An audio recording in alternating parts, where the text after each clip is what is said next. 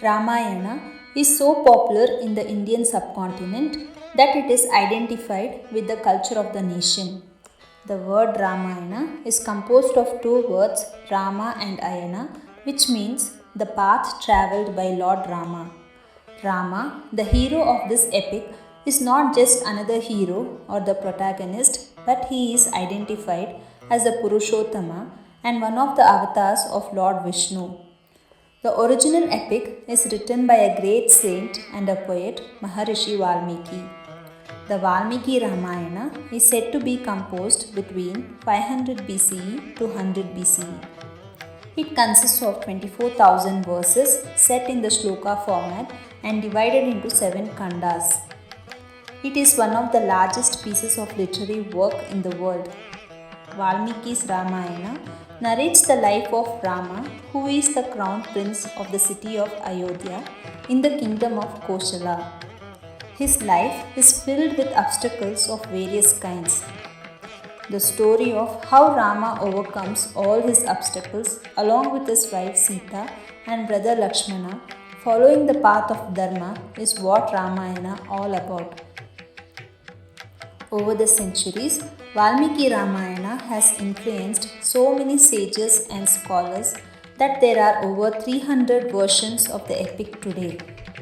In this video, we will explore the different versions of this great epic.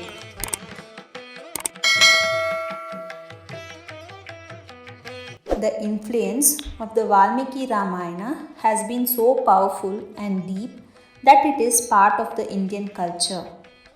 Ramayana is both a poem and an itihasa. It is considered to be the source of all knowledge and wisdom and to be recited especially when one is distraught. Its effect has been so deep-rooted that it has transformed into multiple versions. Although the main theme of the story remains the same in all the versions, scholars and poets used their creative liberties and chose not just to translate the original but enhance it with their philosophical inputs and cultural values which existed during their time in the society. The oldest version of Ramayana is attributed to sage Narada, known as the Moola Ramayana. It is believed that sage Narada passed on the knowledge to Valmiki, who authored Valmiki Ramayana, which is the oldest version of Ramayana known today. Around the 4th century AD, Maharshi Vyasa wrote Adhyatma Ramayana as part of Brahmanda Purana. Here he emphasizes devotion towards Lord Rama with principles of Advaita Vedanta philosophy.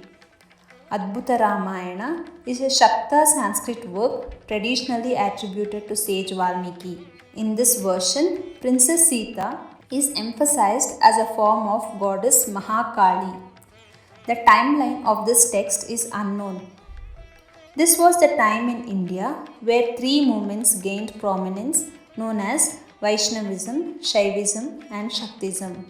These are the traditions within Hinduism centered on one or more gods or goddesses such as Vishnu, Shiva, Shakti respectively.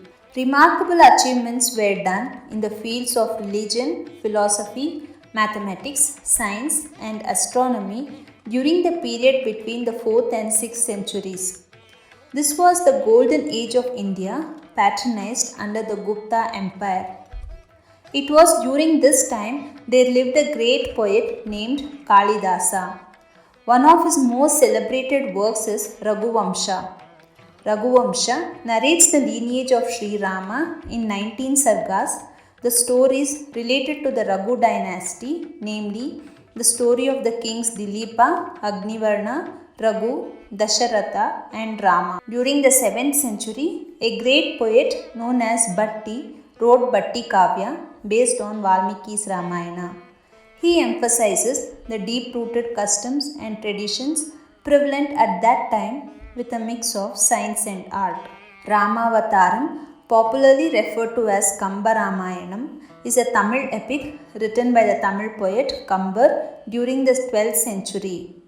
Around the same time, another remarkable poet by the name Abhinava Pampa wrote a magnum opus Ramachandra Charita Purana. It is also known as Pampa Ramayana and it is one of the earliest versions of the epic in the Kannada language. During 14th to 15th century, regional versions of Ramayana gained popularity across India. Famous works in regional languages are Ranganatha Ramayana, written by Telugu poet Ranganatha, Saptakanda Ramayana, the Assamese version of the Ramayana, composed by the Assamese poet Madhava Kandali. Jagan Mohana Ramayana, known as the Dandi Ramayana, was composed by the Odia poet Balarama Dasa. Another poet in Odia, Sarala Das, composed Sarala Ramayana, describing the fight between Rama and Ravana in the format of a poem. A Bengali poet known as Kritibas Oja composed Kritivasi Ramayana. During the 16th century, the famous Ramacharita in the Awadhi language was composed by the Bhakti saint Tulasi Das. Around the 17th century, a Malayalam scholar Tunchattu Ramanujan Elithachan composed Adhyatma Ramayanam Kilipattu. If you observe the timeline of these works, this was the time in India where the Bhakti movement rose to prominence starting from the south of India and spread towards the north and outside of India.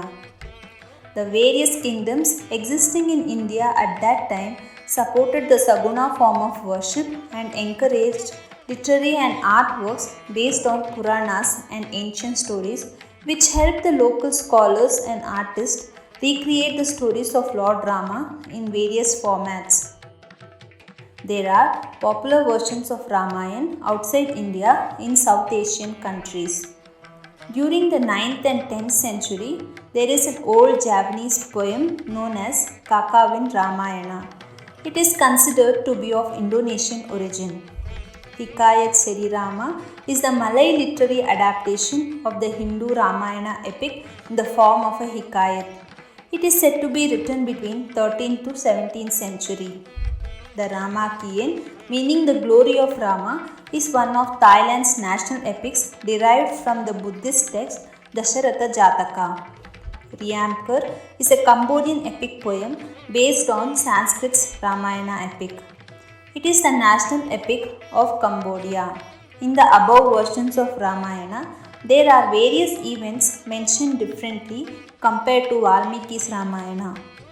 The stories surrounding Sri Rama's life were embellished based on the trends in the society prevalent at that time. So the Ramayana is not a single book but rather a tradition of storytelling. Sages and scholars are attracted to the life story of Rama not because he was a charming prince or a great warrior. Rama stands for upholding his dharma in the worst of situations as a human being. He didn't let divinity within him fade due to negativity around him. Instead of reacting to situations, he chose to act and followed the path of Abhyasa and Vairagya. He embraced the path of yoga as a Nishkama Karma Yogi at all moments of his life. In the evolution of human consciousness, Rama's story symbolizes one to find the divinity within and not to get entangled in the mundane pursuits of the world.